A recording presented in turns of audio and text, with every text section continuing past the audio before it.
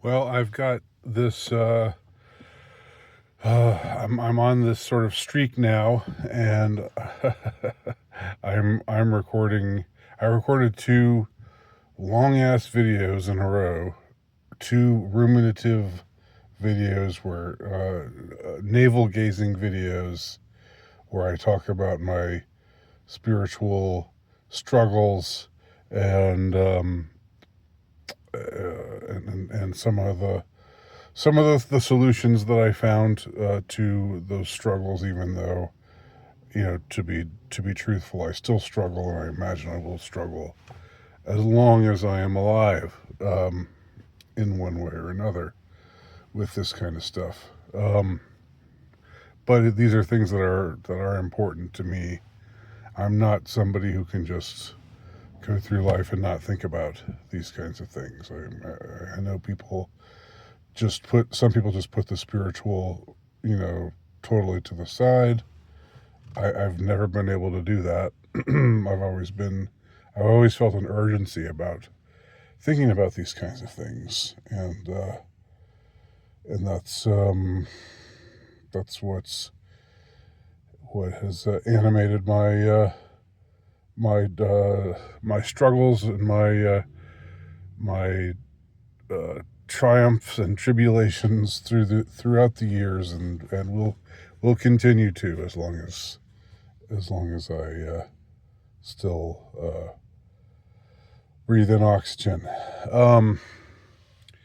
I thought I would go ahead and talk about my odyssey with the TradCaths. This is something um, I've never really talked about in great detail before.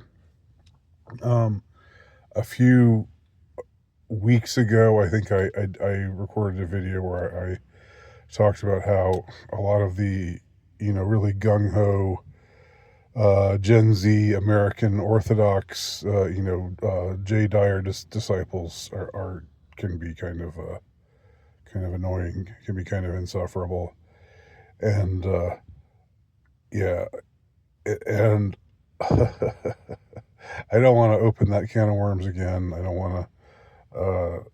I'm not going to reignite any old feuds or anything like that.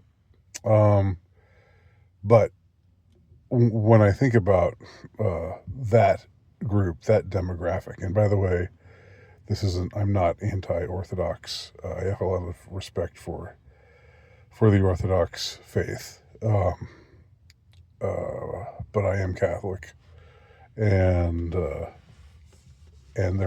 are certain traits to the specifically the American Orthodox types, the young American Orthodox types, and maybe some of what's annoying about them can and should be looked at in a forgiving light, because a lot of these guys are young. A lot of them are looking for guidance, and there is a certain arrogance of youth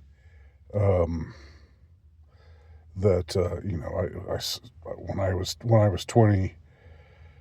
was 25 years old, I thought I knew everything too. So I get it with some of these guys, and wish them well on their journey, and don't mean to try to dissuade them from their path. Just maybe to rethink certain things about the manner in which they relate to others. But you can go back and watch that video about I think it's titled something like American Orthodox can be insufferable, or something like that. I think insufferable is in the title to that video. But the TradCaths, they're a similar group, and they're a group that I actually flirted with for a time. Now, when I say I flirted with them, I was the only I was the only one doing the flirting. I it's just like so many of the of the attempted romantic relationships that the young incel try the the not very popular, not very glamorous, not very handsome young man. He goes out there and tries to talk up some girl, and she doesn't give him the time of day. That was basically what it was with me and the TradCath scene.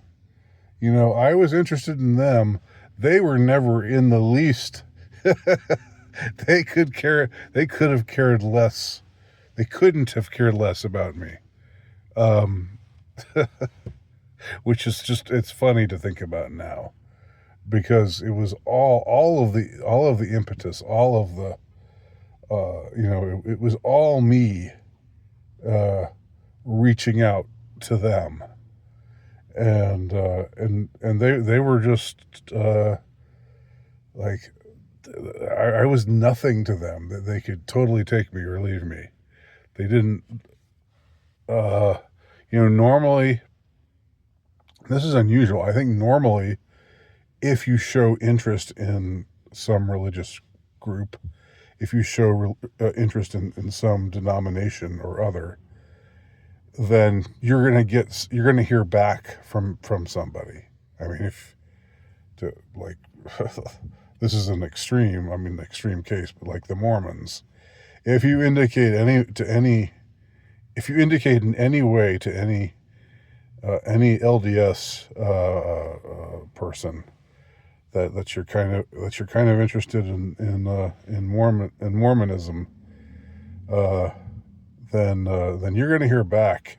You're going to hear back from them, and they're gonna want to talk to you, and so you just with these kinds of people, and with other denominations, if you want to be a Presbyterian, if you want to be Methodist, if you want to be Seventh-day Adventist, if you want to be Catholic, you're going to hear, and you go and express interest in these places, you're going to hear back, and there'll be some kind of, like, they'll put some kind of, not necessarily pressure on you, but they'll try to talk you into attending catechism class, or just there'll be some kind of outreach, especially if you're the one reaching out to them. They're going to reach back to you, because they want they want you to be in their flock, because they believe in their way of seeing things spiritually, and Christianity is a missionary faith. It seeks converts. But yeah, I've got to say the TradCaths are the very opposite. The at least in my experience with them, I went to a bunch of trad masses. I tried to talk to some people. I talked to a priest in the Society of St. Pius X, which is a TradCath, maybe the most mainstream of all the TradCath bodies out there. But they were started. They started up after or during Vatican II. They had some real problems with Vatican II, how it was being formulated, and how they thought it was pushing tradition to the margins in a way that they could not tolerate, and they were the ones who carried the torch for the old Mass, the so-called Latin Mass or Tridentine Mass. All technically speaking, every Western Mass is a Latin Mass, because Latin in that sense just means of the West, of the Western Church, as opposed to the Eastern Church. But so they were the ones who stood up for continuing the Latin Mass after there were these uh,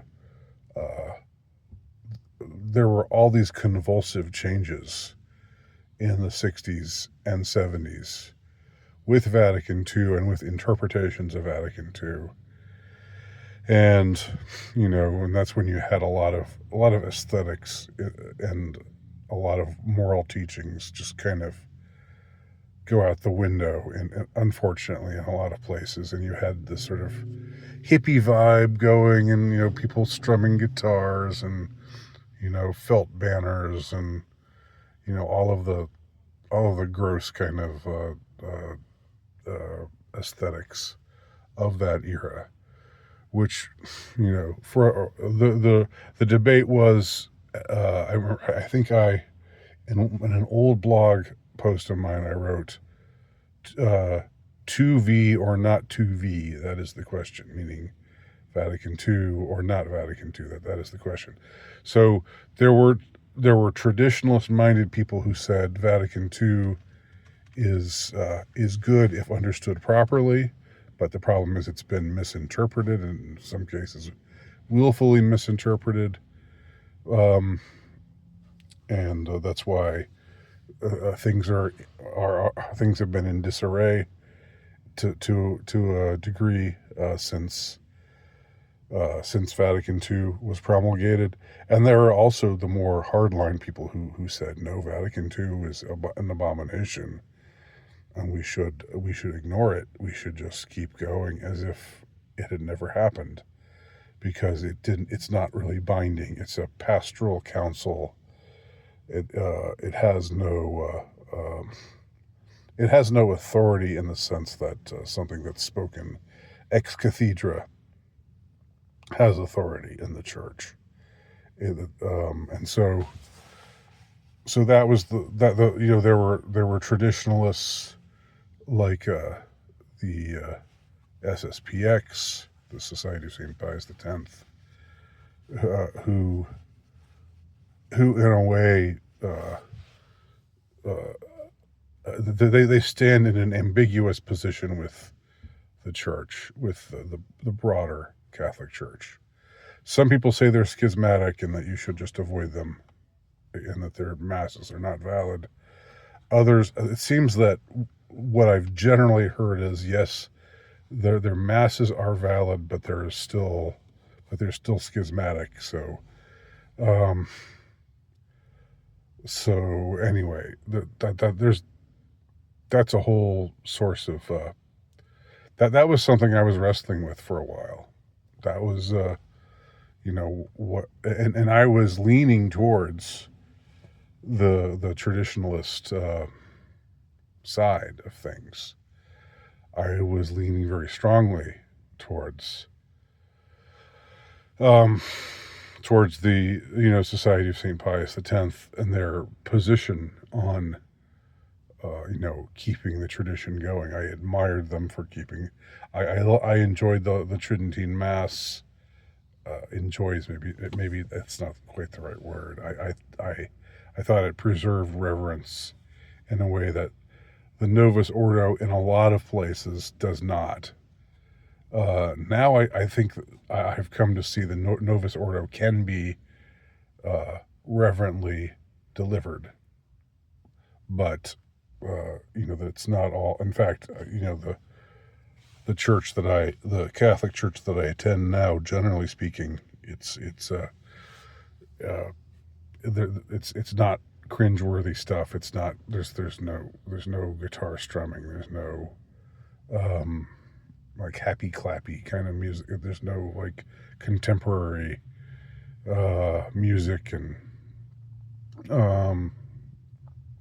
it's so it's a question of whether Vatican II was misconstrued, or whether it was always bad to begin with.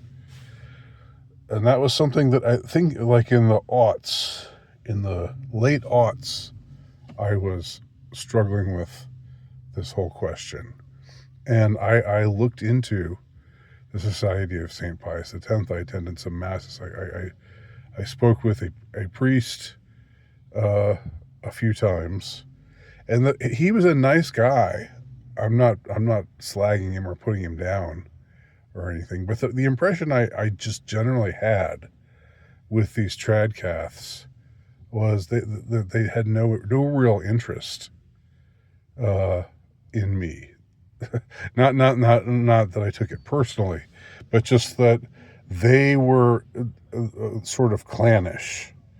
They were all like, if you were one of them, if you were of their community, then you mattered to them.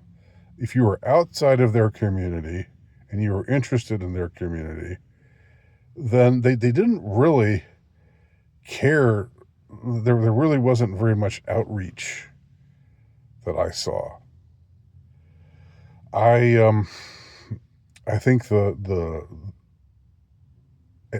honestly, a lot of them were somewhat standoffish, and and some of them seemed overly stern.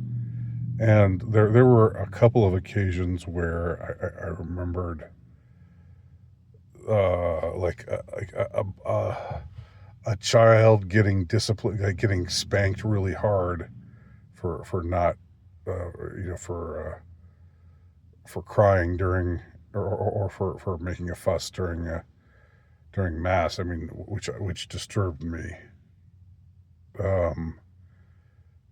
These were isolated cases, but it seemed like, kids are gonna, like little kids, you can't expect them to sit still, and you just can't. But it seemed like for some of these people, it was like we're just. It was just they were overly stern, and I don't want to say totally joyless, but there was a closed off quality to them that I found to be off-putting. When I visited, but I really tried. I tried reaching out to them. I visited the hub of where the Society of St. Pius X was, in a place called St. Mary's, Kansas, which is not far outside of Kansas City. And it's like a Society of St. Pius X town. It's like their mecca. And I remember planning this trip and like working out these ways of like talking to people, talking to instructors because they have their institution there. I can't remember what the name of it is now, but it was they had an elementary, middle school, high school, and college level, like all levels of education. They had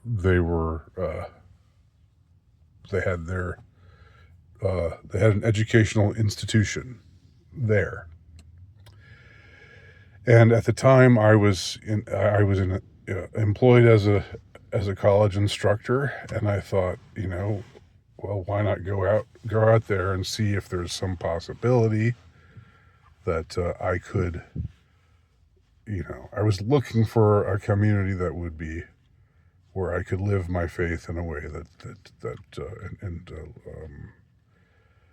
and practice traditional Catholicism, which I was drawn to aesthetically, but the people, the TradCaths whom I met were just never, almost, some of them were nice, like were nice enough, like I'm not saying they were all like mean or churlish or that they were awful people or anything like that, but none of them were quite what you would call quote unquote friendly.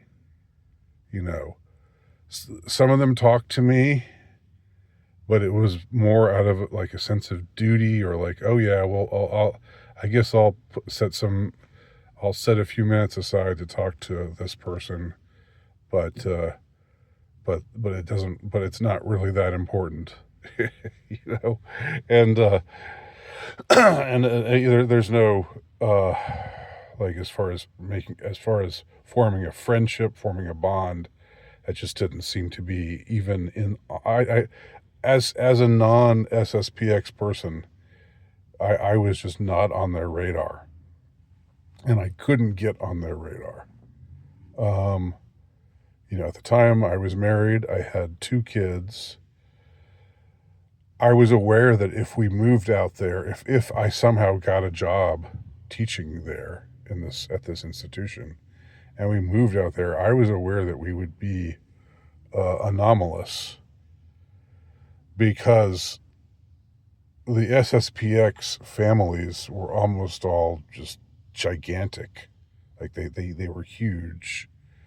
Like, women were encouraged. They didn't, they didn't practice birth control, which I don't have a problem with that.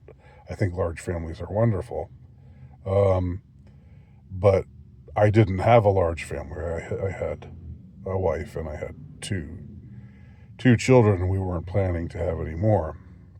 And I knew that already would set me apart. Like, even if I somehow found a toehold and was able to go out there, to secure a job out there, which was never offered to me. There was never anything, and I got the feeling that while I was there, I got the feeling that whenever jobs became open, it was all, they kept it all in house. Again, these are very clannish people. They stick to their own. And there's a problem with that, because if you're Catholic, you should see all of Catholicism, including all the people out there who are going to Novus Ordo masses, including all the people out there, who are worshiping in ways that are less than dignified. They're still Catholic. I mean, that's their official doctrine. Their official doctrine is not, mainstream Catholicism has now fallen into total, has been infiltrated by the devil, and now the only way to be a true Catholic is to be SSPX.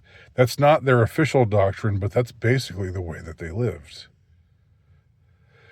And they were just like, I think the best way I could say it is just they weren't all that nice. They weren't really mean. They weren't mean to me, and some of them were nice, like in an offhand kind of way. Like they took a few minutes to talk to me.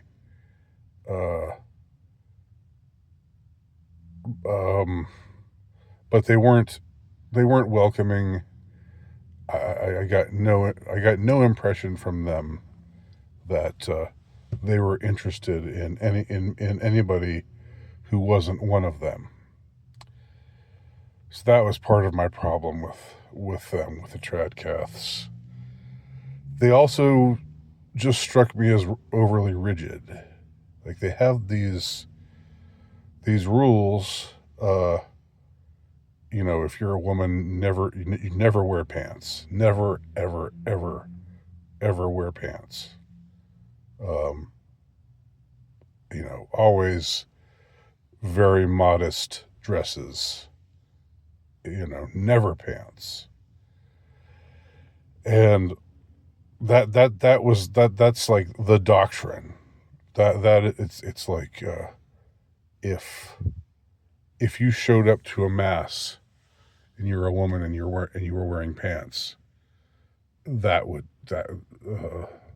cause a problem. People would look at you askance. Which I don't have a problem with. having a dress code. But to me, that just seemed overly um, overly rigid. If you're a man, you're not ever supposed to wear shorts unless you're in some athletic. Like if you're playing for the school basketball team, then you can wear shorts. But other than that, never. You always have to wear long pants, and it gets hot. It gets hot in Kansas in the summer, just like it gets hot in Georgia in the summer. It just seemed like like and I don't know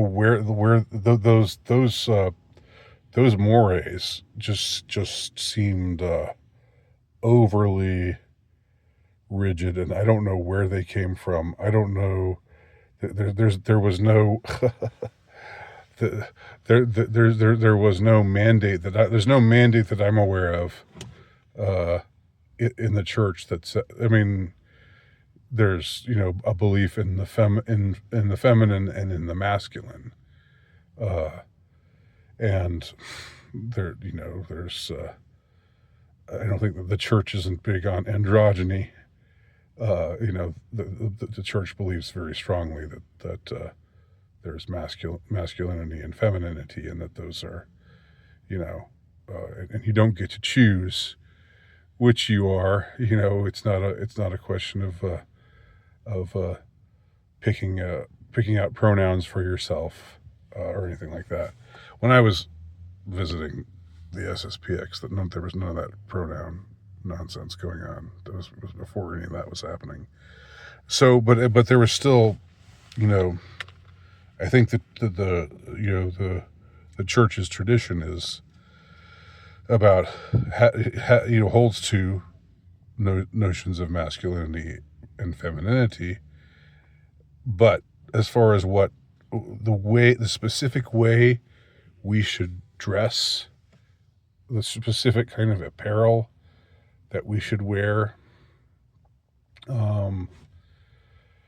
they just seemed way too rigid about that. And one of the illuminating things that I spoke to a few people. Most of them were just kind of like kind of like uh,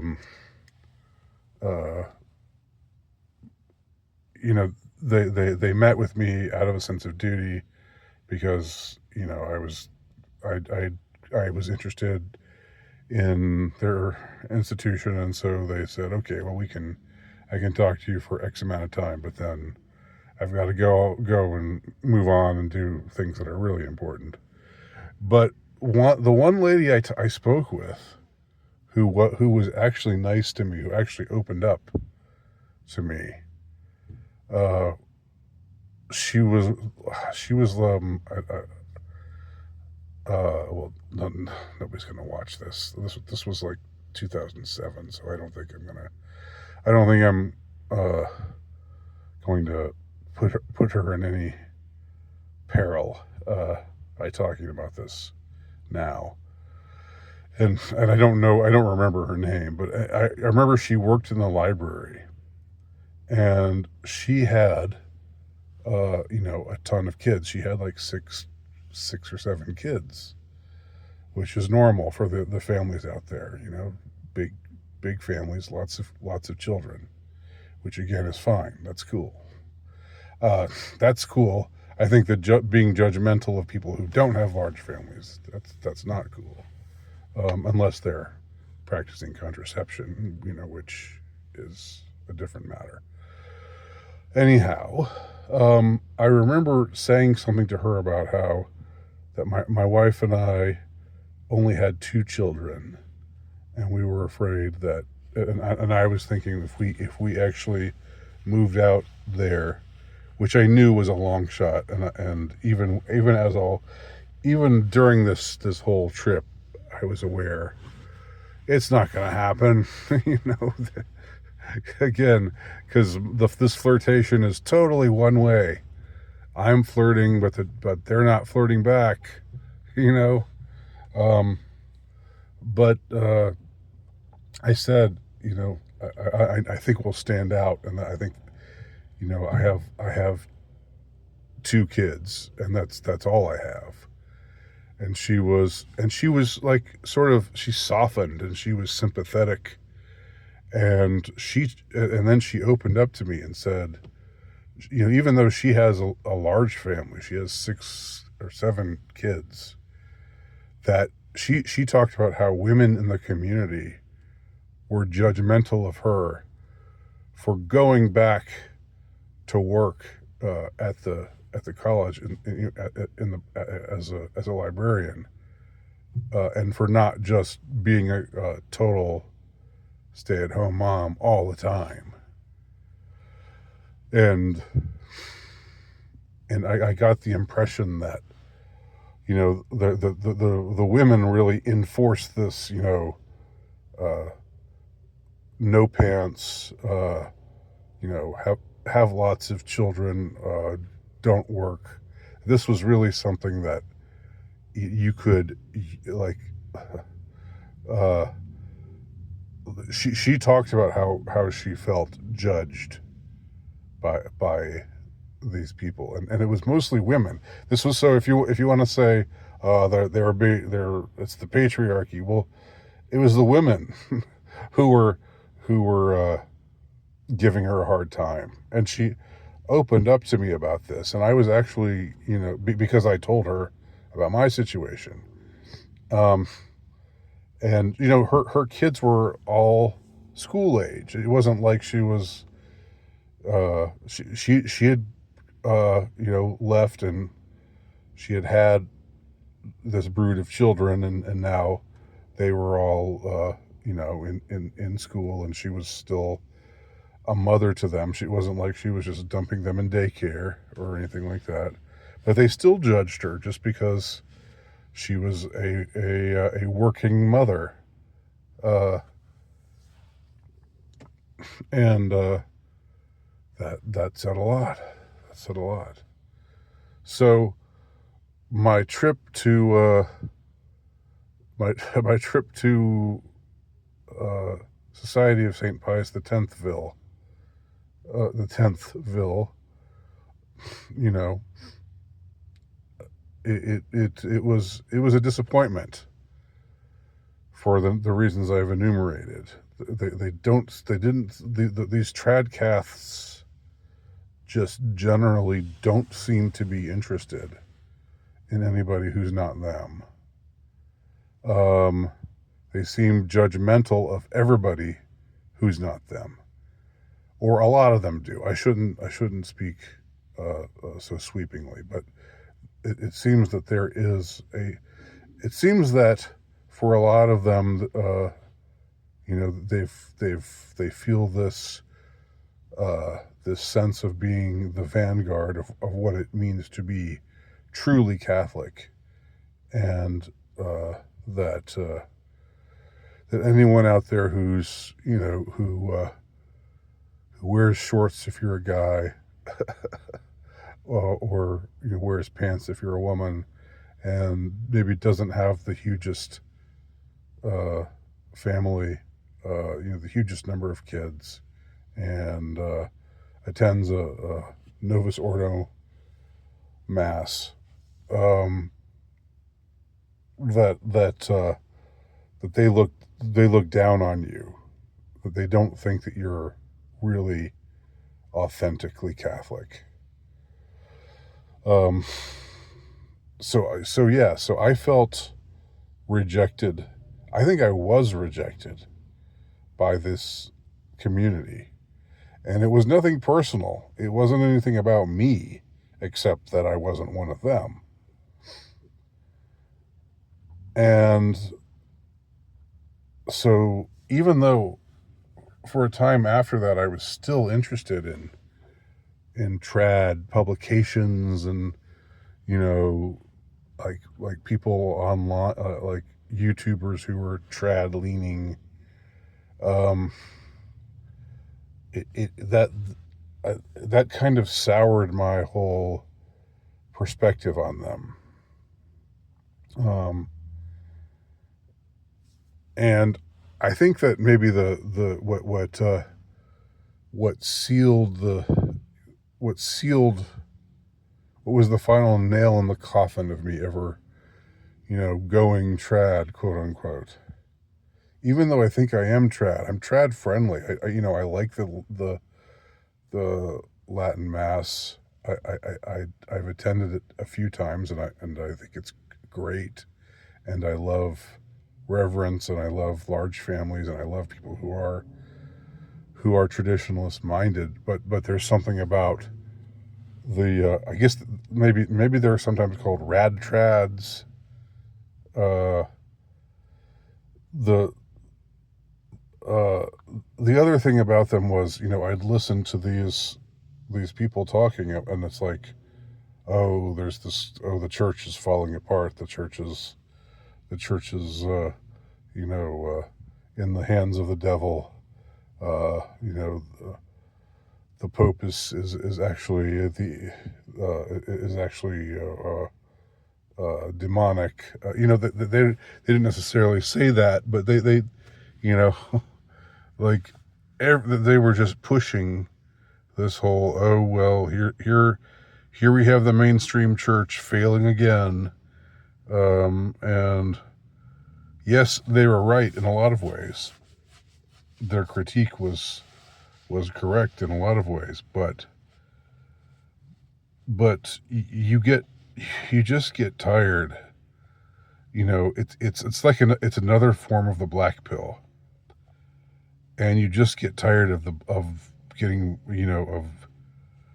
of black pill stuff. It's a different, it's like it's like a form of the black pill, except it's not about how women are all bitches, and none of them will ever like you, and they'll uh, sleep with Chad but not with you, and all that kind of stuff.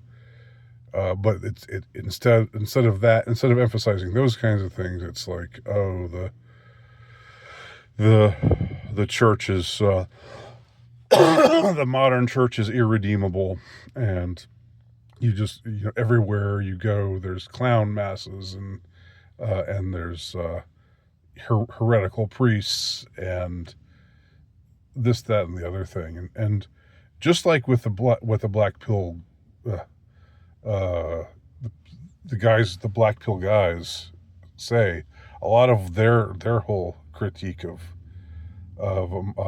modern relations between the sexes is true. There's truth to it. The trads are the same way. There's truth to the things that they're saying, or the rad trads, let's say. There is truth to the things that they're saying. But when all you get is this steady stream of doom and gloom, you that's not what faith is.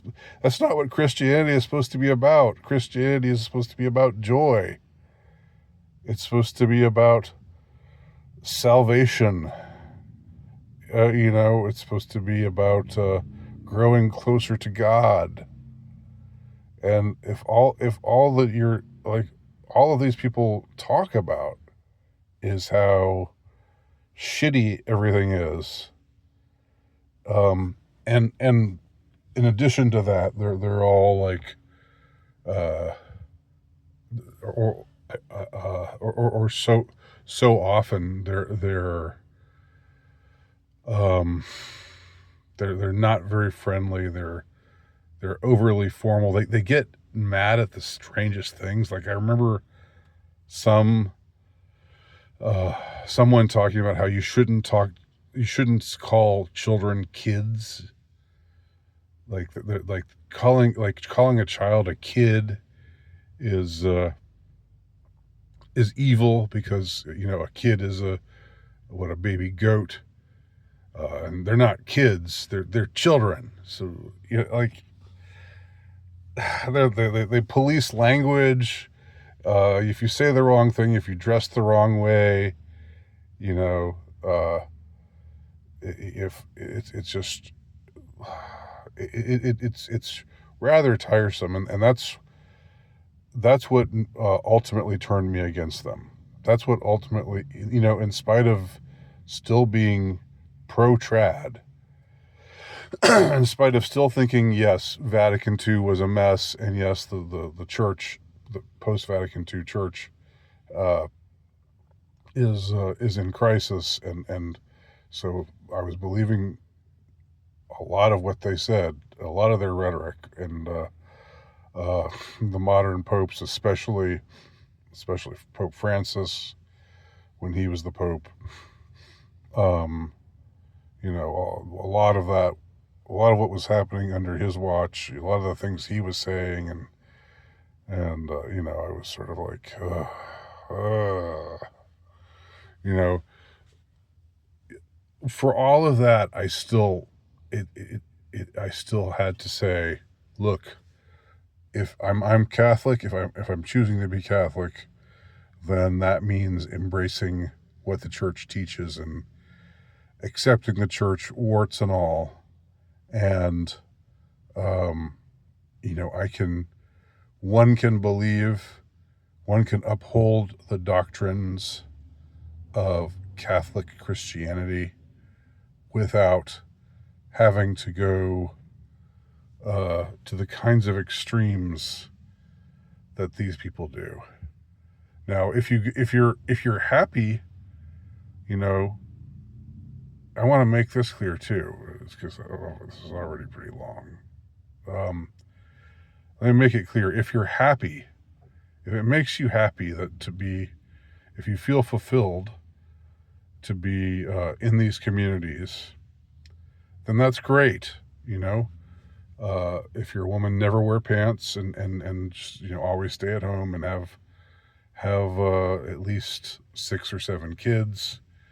And if you're a man, never wear shorts and never use the word kid. It's not so much like God bless you if that's making you feel fulfilled. I'm not against their lifestyles. But I think where I have a problem is with the strain within the rad trad community that only they are the only upholders. They are the remnant of